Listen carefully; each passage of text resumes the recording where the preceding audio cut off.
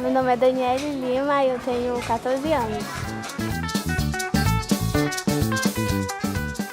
Eu aprendi várias coisas. Assim, eu pensava que era só montagem de vídeo que a gente ia aprender a fazer só os vídeos, mas a gente aprendeu muitas coisas que são coisas assim que a câmera assim que a gente nunca imagina que só é uma câmera, e também é muita coisa assim. E também assim sobre Mairituba a gente aprendeu várias coisas. A estrada de ferro foi muito importante a gente saber. Lá na praça também, que ainda tem aquele negócio lá da estrada de ferro, que é bom a gente lembrar, né, das coisas antigas que aconteceram.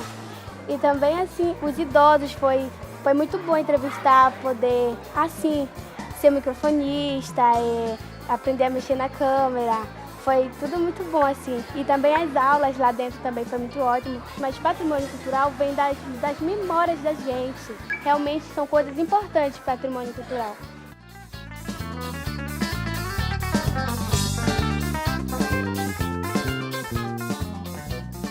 Coisas boas, coisas que eu nem sabia que existia, né? Como filmes que eu não sabia que tinha sido aqui criado também no Pará, como alguns, como o professor Gilberto mostrou pra gente. Então, eu não imaginava o curso assim, imaginava o curso assim, muito menos do meu pensamento.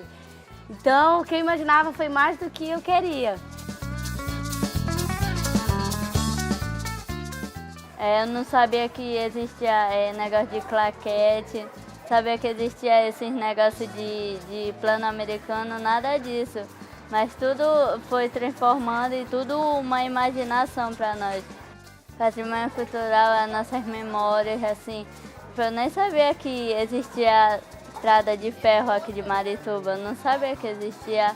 E agora eu sei por causa das pessoas mais velhas que falaram para nós. Patrimônio cultural não é só museu, as igrejas, mas sim a memória, a população, o povo. E durante essa semana, durante essas 3 semanas, o que a gente fizemos aqui foi entrevistar pessoas da nossa comunidade, aprendemos direito sobre o nosso município, Mairituba, descobrimos coisas que a gente nem sabia, descobrimos coisas que até as pessoas mais velhas falaram que a gente poderia ver, que a gente poderia saber. Então isso foi um motivo de alegria para todos nós, adolescentes. A gente não sabia como era antigamente a praça, a comunidade, as escolas, mas durante essa semana nós vimos o quanto era importante Mairituba.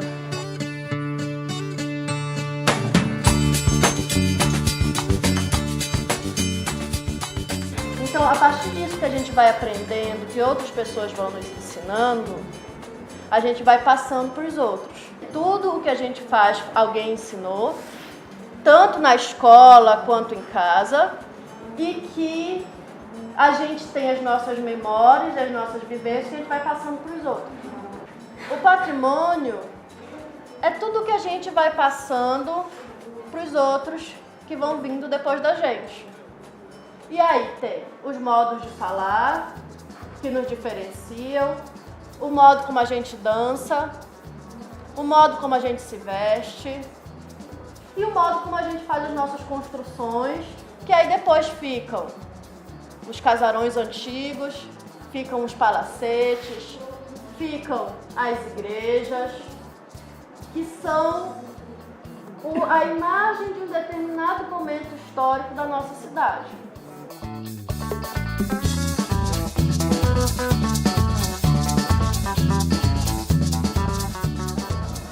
O patrimônio, ele pode ser o material, que são os casarões, as igrejas. Uma das formas de proteção é o tombamento. Então ele é tombado, ele recebe uma chancela e vai ser protegido pelo Estado. E também ele pode ser imaterial, que como eu expliquei antes, são os nossos modos de fazer, os nossos modos de dançar, os nossos modos de falar, os nossos modos de trabalhar. Uma das formas de proteger ele é o inventário, que é um estudo aprofundado.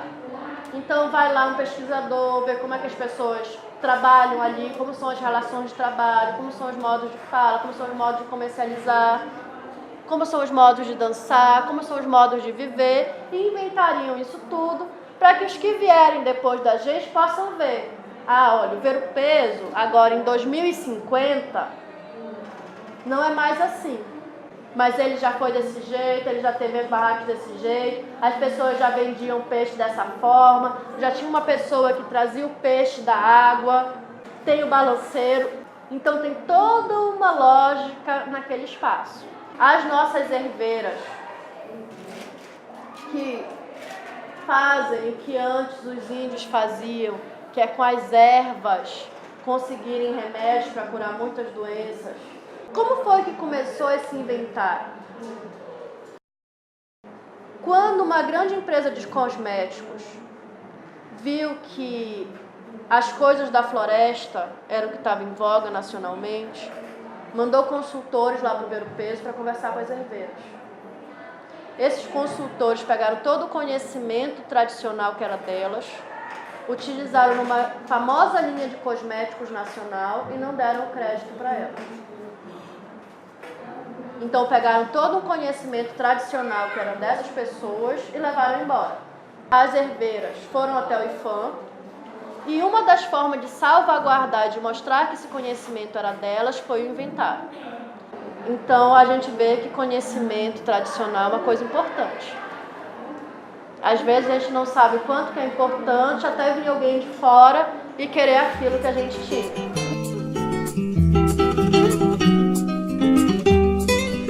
Cheguei aqui, era assim, olha, o caminho por aqui passava só o carro de carregar lenha por baixo. Só que isso era mata, pô. Não tinha casa assim não, tinha uma casa ali e outra lá. Que tinha só 2 casas, o resto era mata. Depois foi ficando assim, né, chegando gente, fazendo casa, morando, mas não era assim. E a coisa melhor porque eu fiquei sem marido e acabou o papo. A minha chegada aqui em Marituba foi... Eu tinha 13 anos de idade. Nasci no município de Irituia. Aos 6 anos de idade vim para Belém. Morei no Tamoios. Do Tamoios vim morar aqui em Marituba, eu tinha 13 anos. Então aqui é onde não existia essa escola, era só matas. Tinha Pirelli, que tinha plantação de seringa, que era o seringal, né? Aí fui trabalhar ali na Pirelli, trabalhei 7 anos lá. Quando eu cheguei aqui não tinha uma casa, não tinha, tudo era mata. Aqui só era mata, e as casas, tinha as 4 casas. Antes era um povoado, como qualquer outro na região Bragantina. Era um povoado. E contam os mais antigos que aqui existiam muitas árvores de umari. E a árvore era uma árvore muito gigante, uma árvore frondosa.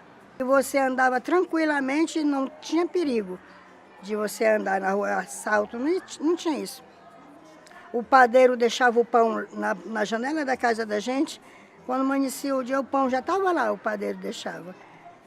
Aí ele recebia só no final de semana. Aqui ficou uma área reservada da estrada de ferro. O trem passava logo aqui em frente, até Bragança. Quando nós chegamos aqui, só estava só os trilhos, né? E a casa onde ficavam os trens, né? A Maria Fumaça, aquele povo todinho lá, aquela praça, que era a Praça Grande, ali eram os funcionários da Maria Fumaça, que trabalhavam no trem, né? Da estrada de ferro. Ali eram os funcionários que moravam. Mas quando eu cheguei aqui em Marituba ainda tinha a estação, onde ficavam os passageiros para entrar no trem. E aqui era uma área federal. Aqui só podiam morar as pessoas que eram funcionários da estrada de ferro de Bragança.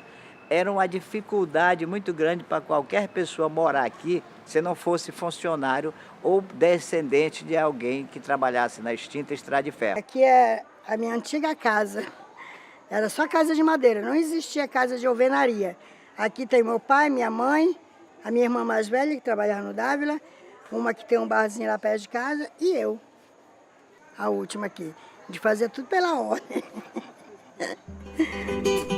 E meu pai, como era funcionário, papai trabalhava aqui na estrada de ferro como estufador, e eu nasci e criei-me aqui.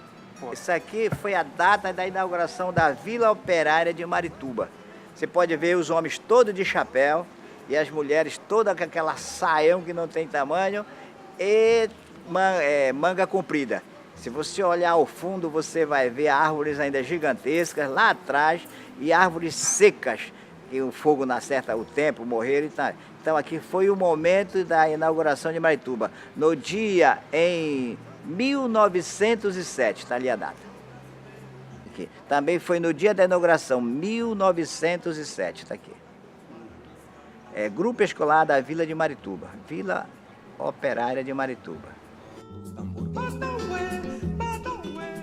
Aqui é uma vista panorâmica da Vila Operária de Marituba. Você está vendo a caixa d'água. Aqui é a caixa d'água. Está aqui a caixa d'água, ela está bem aqui, ainda está em pé até hoje, bem aqui. Está aqui as casas e está aqui ao fundo, olha. E aqui está, olha as árvores já, que não existem, lógico. Tudo não tem essas árvores. Hoje são casas, moradias direto. A Bata ainda estava bem aqui pertinho. E esse aqui é o trilho da estação onde passava o trem. E acolá embaixo é a estação onde o trem parava e saltava e embarcava os passageiros. Olha quando foi feito isso aqui. 1883. Olha, Estação Ferroviária de Marituba. O que inaugurou pelo Visconde de Maracaju, presidente, que ele era governador do Pará na época. Conde de Maracaju. Aqui, isso aqui. Aqui o trem vinha por aqui, parava aqui. Olha pessoas aqui, tá vendo as pessoas aqui, né? Aqui uma Maria Fumaça. E essa Maria Fumaça tinha o nome de Marituba, olha aqui. Marituba. Estrada de Ferro de Bragança. A locomotiva. Tá aqui onde, olha aqui, onde saía, te falei onde saía fumaça e saía fogo. É bem por aqui assim. Aqui, lógico, é o farol e aqui são, aqui é o apito. Aqui, era aqui o apito dela. Tudo movido a lenha e água, que fervia aqui por dentro e provocava o vapor. E aqui os homens que estão aqui, que são funcionários da extinta Estrada de Ferro.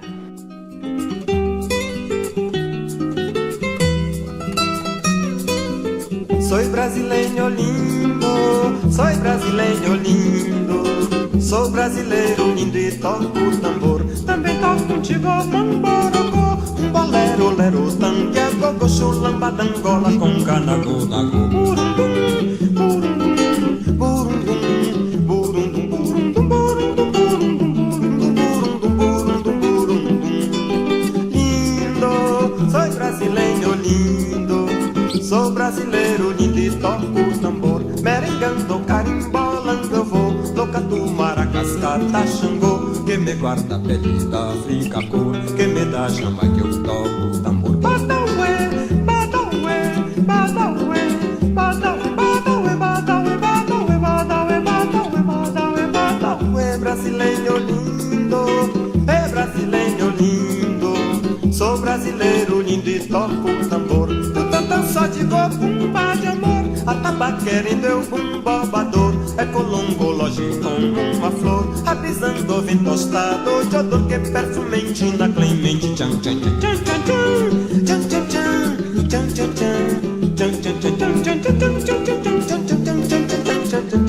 tchan tchan tchan.